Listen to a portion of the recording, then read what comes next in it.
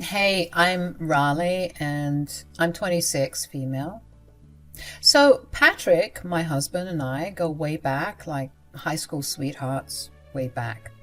We dated forever and decided college wasn't our jam and said, hey, let's just get hitched after we graduate. It seemed like a solid plan, and we were both young and dumb, so we both thought, why not? Life was all set for us. I had my dad's business to shower me with anything I could ever dream of, and Patrick was doing his thing too. Privileged? Oh, you bet. We never needed anything, living our best lives, thinking we were on top of the world. Now, Patrick, that guy, always wanted a bunch of kids, like fill the house with laughter and screams kind of dreams. He was an only child, so he was all about making sure his future kiddos had a gang of siblings to rely on. Cute, right? But here's where the story takes a twist. Try as we might, the whole baby making thing wasn't going our way. I had a string of miscarriages from 20 to 25, and let me tell you, that was a gut punch every single time. We were losing hope, and I started thinking Patrick would bail.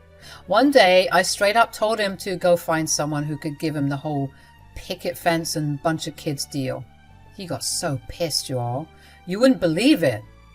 Don't ever suggest crap like that to me again. Do you hear me? I guess he was in for the long haul.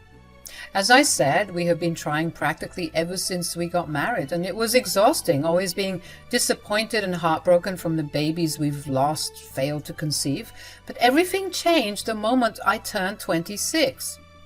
So there I was, celebrating my 26th birthday, thinking life's all fine and dandy. The next morning, I woke up with a hangover that could rival a truck hitting me, and I started throwing up. Now, I didn't even drink that much. I had one glass of wine, so I was wondering why I was so sick. Patrick was super concerned too, so we hauled ourselves to the hospital to figure out what was going on. And guess what? I wasn't throwing up from the alcohol. No siree, I was throwing up because I was pregnant. Panic mode set in, of course. I mean, the night before was a bit rowdy, yeah, I didn't drink as much, but with the way I was dancing, I'm sure the little tyke was being knocked up all over the place. But the doctors reviewed things and said the fetus should be fine and that I needed to show up for my scheduled checkups to make sure everything was peachy. Patrick and I were obviously over the moon, as you can imagine, but cautiously. I mean, we'd been down this path before and it wasn't very pretty. Nonetheless, we tried our best to be optimistic. This is what we've been waiting for, right? Why not enjoy every moment of it while it lasts? Everything was going just swell for us, but enter the dark cloud named Mariana, my mother-in-law, that threatened to rain on our parade. You might be wondering where she's been all this time and why I didn't mention her. Well, that's because for the majority of my dating married life, she's been missing. She missed our wedding and even missed out on our graduation, not because she wanted to, but because she was in the psych ward. Yep, you heard it right.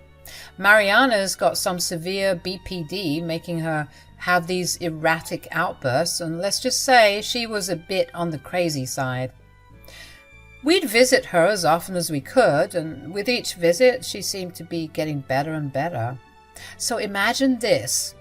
We come back from the hospital all pumped about the baby, only to find a letter from the psych ward.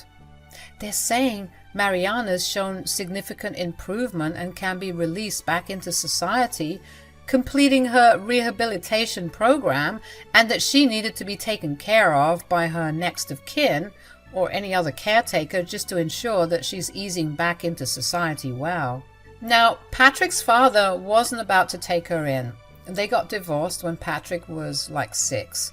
So guess who's the next of kin? Yup, Patrick, and by proxy, me. Now, this whole setup felt like a drunk pitch for a sitcom.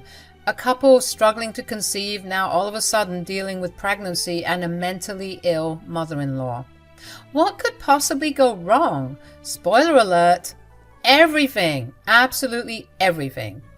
So when we picked up Mariana from the psych ward, Things started off great. We were catching up, having a grand old time in the car ride home, making up for lost moments, you know? But the moment we walked through our front door, it was like a switch flipped in Mariana. She wasn't the usual apathetic or disillusioned, which are common symptoms for someone dealing with BPD or other mental illnesses. No, she was just irritated, and not just a little miffed. She was downright snarky and mean. Of course, people with BPD can also become irritated and frustrated, but the signs are much clearer than someone who just wanted to be rude for no apparent reason. But that was Mariana. She started judging everything in the house, criticizing how we decorated, and said that she would have done a much better job if she wasn't locked up for all those years. And boy, that really set her off. Talking about the psych ward. Once she started, she just couldn't stop. She started complaining about the psych ward, how awful it was, and how she despised every minute there. Then came the blame game. She pointed fingers at Patrick and me, saying it was our fault she ended up there. What? And now you two have to make it up to me for all those years I was alone and abandoned. I'm standing there like, what the heck? And Patrick, being the good son he is, tells me he'll handle it. He starts calming her down, assuming she's having another episode, but wasn't. She was fully present, aware of everything, and she just started cursing us both out. It left me heartbroken and confused. Later that night, when Patrick and I were in bed, I asked him if he thought the psych ward made a mistake releasing Mariana so early. Maybe it's just gonna take some time for her to adjust to everything. I mean, it can be a lot for someone who's had to watch paint dry for all those years. You're right, maybe all she needs is a bit of time. And in the meantime, we should keep the pregnancy on the down low. It's a big change she might not be expecting, and we wouldn't want to rock the boat too much, you know. Okay, babe, I got you. You're right. We'll tell her when the time is right. The right time never came, though. Every day it felt like things were getting worse. Patrick and I tried to be patient, thinking Mariana was just having a tough time adjusting to everything. But the more I dug into BPD behaviors and characteristics, the less it made sense. She wasn't lining up with the typical episodes you'd expect. It just seemed like she was using her disorder as an excuse to act intentionally crazy, which was not cool at all. She was lazy, rude, and downright crass. Dirty laundry was her way of decorating the place, and she acted like she was the queen of the castle. It was driving us nuts. And with me being pregnant, the smells, the noise, the bad behavior, it was all especially triggering for me. I put up with her antics for a solid 2 months, but enough was enough. I had to put my foot down. I told Patrick, I can't take it anymore. She's driving us insane. Us? Me and the baby. Count me in. I've had it up to here with her BS. Okay, great. So what are we going to do about her? Honestly, I don't know. This isn't good for me or the baby. You know how hard it is for us to have one, and the stress isn't making anything better. What if we told her about the baby? Really? Now? It might make her calm down and realize that there's a bundle of joy on the way, that she has to act right now. It might motivate her and make her happy. You're right. Maybe it's time we spill the beans. I don't admit this often, but my husband was making a lot of sense. I mean, what kind of mother doesn't want to be a grandma, right?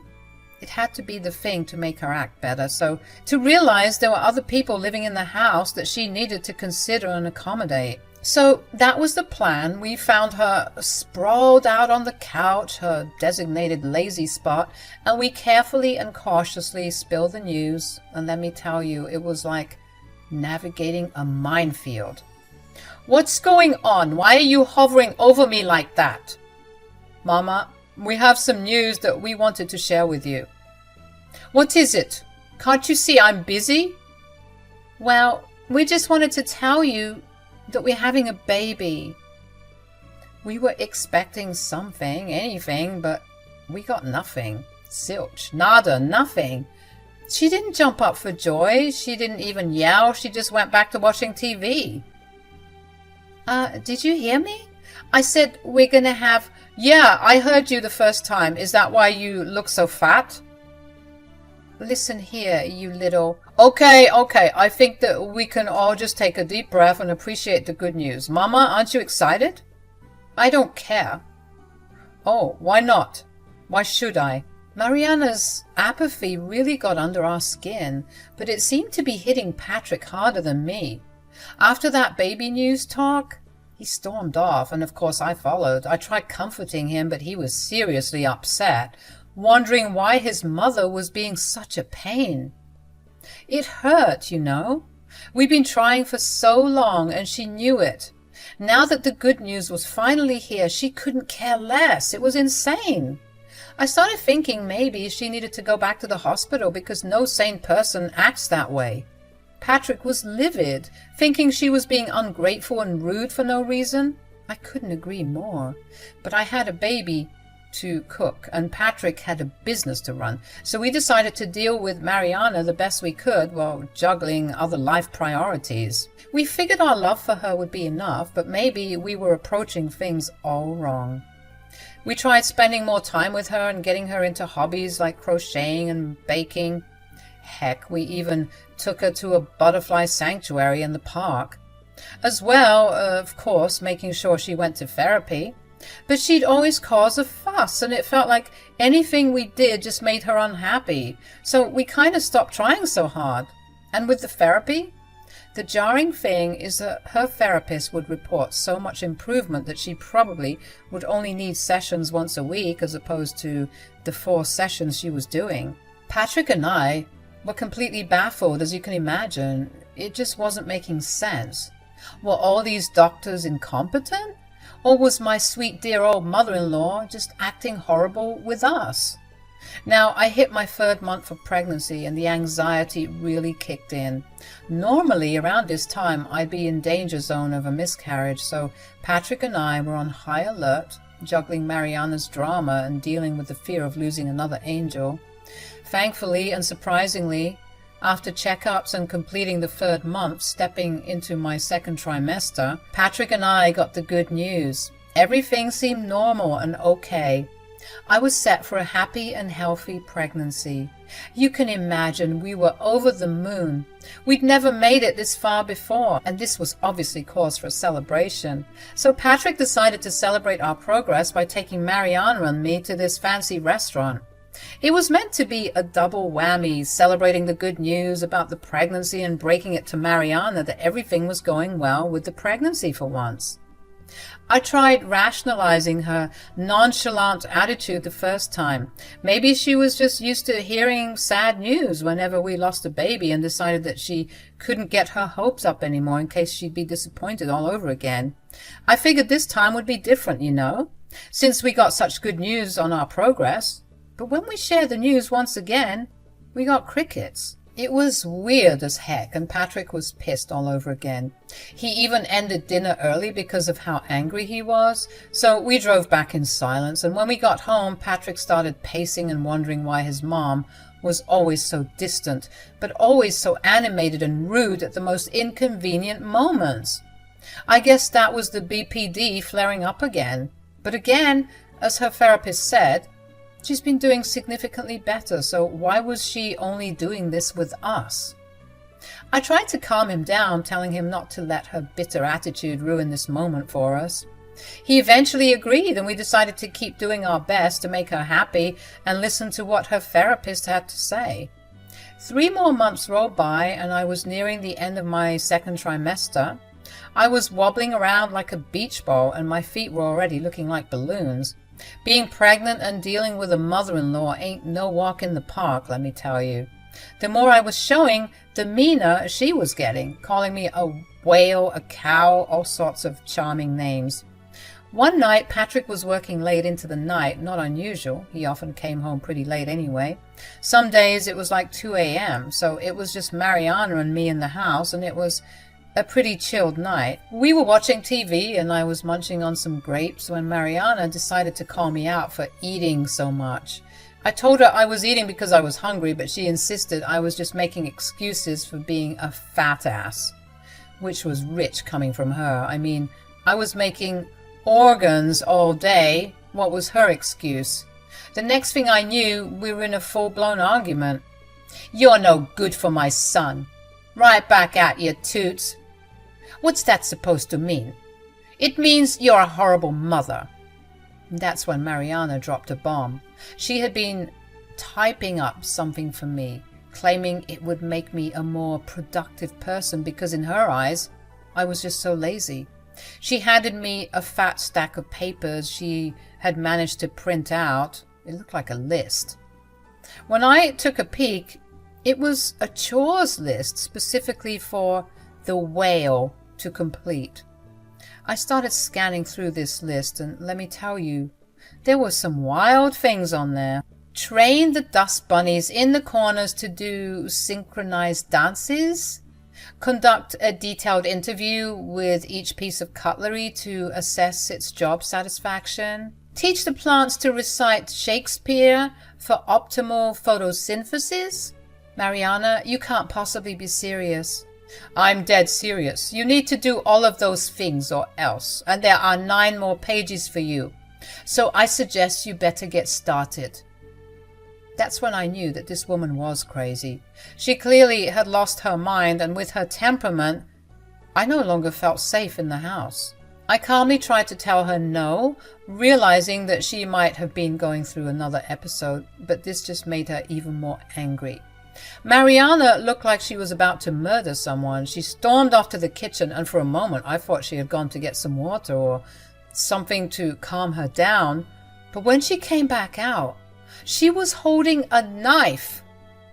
I tried to get up as quickly as I could, given my state, and started backing away. The therapist had told us that in seemingly violent episodes like this, we should stay calm and try to soothe Mariana, even trying to call people for help if things get really scary. But none of the tricks were working, and fear was settling in. I looked at my phone, which was too far out of reach at that moment, and Mariana noticed. "You can't call for help now, Raleigh." Mariana kept pushing up on me, and I found myself by the front door. She told me to get out, claiming I was lazy and a waste of space. I obviously told her I couldn't do that, but she didn't care. She insisted, and eventually I caved. All I was wearing was sweatpants, a sports bra, and some fuzzy socks because it was winter and it was snowing like crazy outside. Mariana didn't care about any of that apparently. She kept pushing me to leave and faced with a knife. I didn't want to find out what she might do, so with nowhere else to turn and physically incapable of fighting her, I had to step outside into the snowstorm just to calm her down. It was hell, instantly feeling like I was going to throw up. I made my way quickly to the neighbor's house, wanting to call Patrick since my phone was still inside. Luckily, they answered the door, even though it was pretty late, around 1 a.m. Honestly, God bless them for that, because I wouldn't know what to do otherwise. I called Patrick, and after the third try, he finally answered, asking who this was. I quickly explained what had happened to Patrick, urging him to come home quickly because Mariana was in the house alone, doing God knows what. Patrick said he'd be there in 10 minutes, and I could tell from the tone of his voice that he was livid. He arrived at the neighbor's house first, making sure I was okay. I was wrapped up in some of the neighbor's blankets and drinking some tea to help with the cold. We thanked them profusely and cautiously headed back inside the house. When we entered, Patrick saw Mariana laughing at something on the TV, and that's when he started losing it. He yelled at Mariana, asking her what the hell she was thinking, putting a pregnant woman out in the snowstorm like that. Mariana tried to act oblivious, but when Patrick mentioned that it was time for her to go back to the psych ward, it seemed that Mariana's facade began to crumble.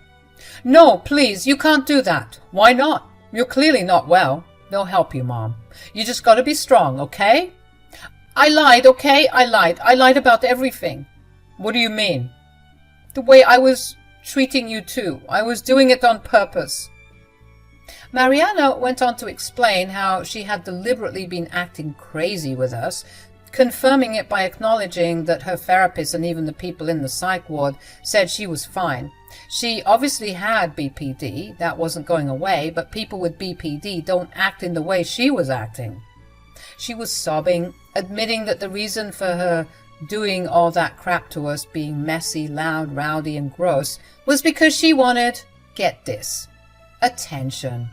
Yep, my entire pregnancy has felt like hell, all because this grown-ass woman wanted some attention.